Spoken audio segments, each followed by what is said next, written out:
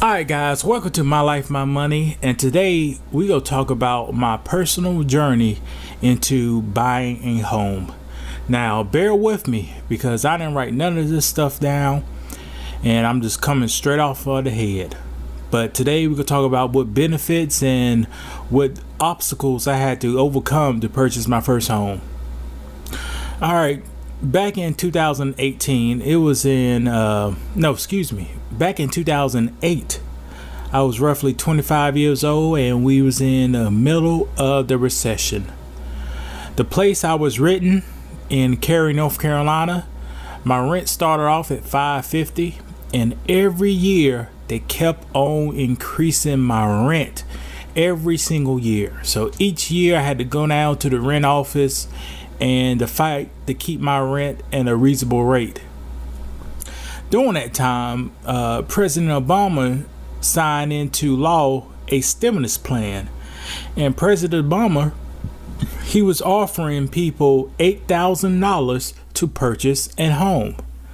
Now, during this time, the market for housing crashed. Prices went back down.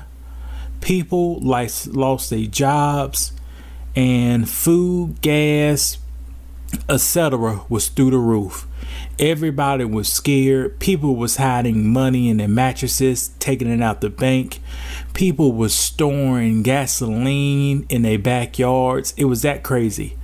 Most people don't remember 2008, but I remember it very clearly. So I started to, first time I got a house, I said, okay, let me get qualified and see what I need to qualify for. So I went down to the bank to get qualified. Luckily, my credit was, it was in the 700s. And I qualified for $125,000. That was my top pay, my top amount I could loan. So I went to looking at different homes, and I created a list of the requirements to purchase a home. One requirement is it had to be in a up and coming area, that the area was hot, people was moving to it, people was building. There was a lot of area with a lot of shops and retail, and a growing area with very easy access to the highways or any main road. Also, I was looking for a home that was in walking or quick driving distance to the local gas station or grocery store. Back then, that was very important in my life because if I ran out of beer, I want to be able to drive or walk to replenish my beer. So, and I was looking for a price, something in my price range, and close to my job, less than 30 minutes from my job, and also close to other potential jobs. In case I lost my job, I could go to another place. So that was my criteria during the time. So I went to see multiple houses. Some houses was raggedy. Some houses had, you come to them, they had dog poo all over the floor and stuff. So I narrowed down my house into two different houses.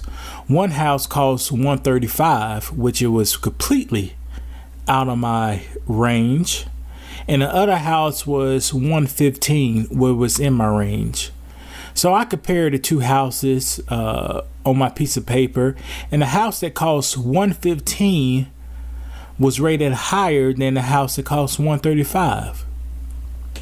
But my gut was telling me something wasn't right. My gut was telling me to go for the house for $135.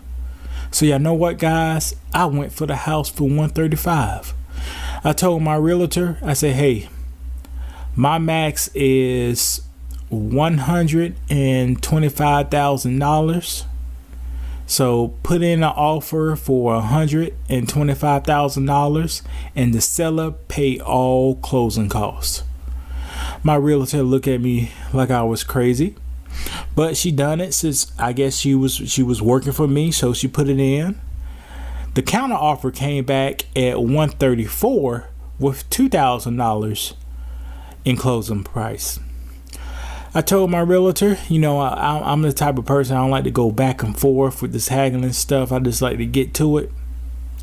I told my realtor, okay, tell him this is my final offer. Offering $125 with $2,000 in closing. That's my final offer. Sister sent it off.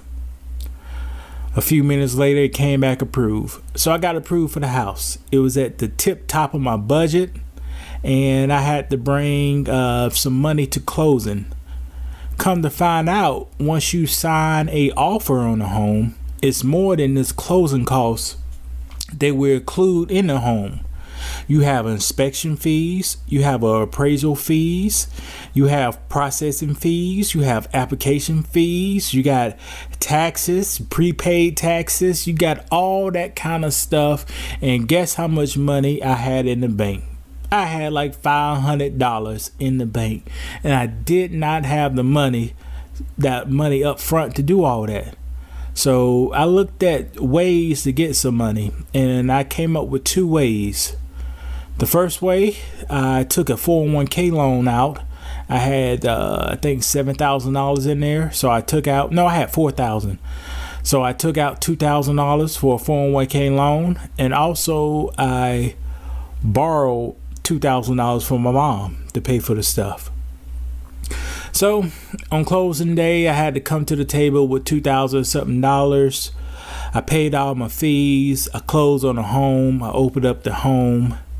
The stimulus money that President Obama was giving out came back several months later, $8,000. Offered to pay my money back. Offered to pay my mom back the money. She told me to keep it, so I got my transmission fixed. I blew some of the money, saved some of the money, and gave some of the money to my girlfriend. So that is one of the journeys I had in buying a home. Now, one thing I did not talk about, when you search for homes, make sure you can afford your home on one income only. That one income, just say if you have a 2-income house, which I'm promoting, just say if you have a 2-income house, if one income stops, you still have a roof over your head because the other income can afford it. So make sure you buy a home that one income can afford all by itself. But sometimes you may not have 2 incomes in a house. So make sure you have a good emergency fund saved up in case you hit some bumps of the road. You know, bumps are coming. They always there. Bumps is coming. They are always there. But yeah, that's my journey of purchasing a home. Looked at a lot of them. I chose an area with good schools, chose an area that was up and coming, chose an area that was close to transit, chose an area that was close to jobs, and chose an area that if I had to resell or rent it out, I felt like it could resell and rent out quickly. Also, I chose an area that was affordable. Now, I ain't gonna talk about 4 years later when that 2 incomes turned to 1 income and the stresses I had to face when that happened out of nowhere. I'm not going to talk about that. You got to read about that in my book. So, guys, this is my life, my money. That is my story of buying a home. I gave you some good tips to look at. Be free. Feel free to comment. Leave a comment below. Feel free to like this video. And also feel free to share this video. I need the help. This is a Black-owned business. My goal is to build wealth for people with no wealth today, and also building stronger and better communities. Y'all have a good day. This is Lewis. Y'all take it easy.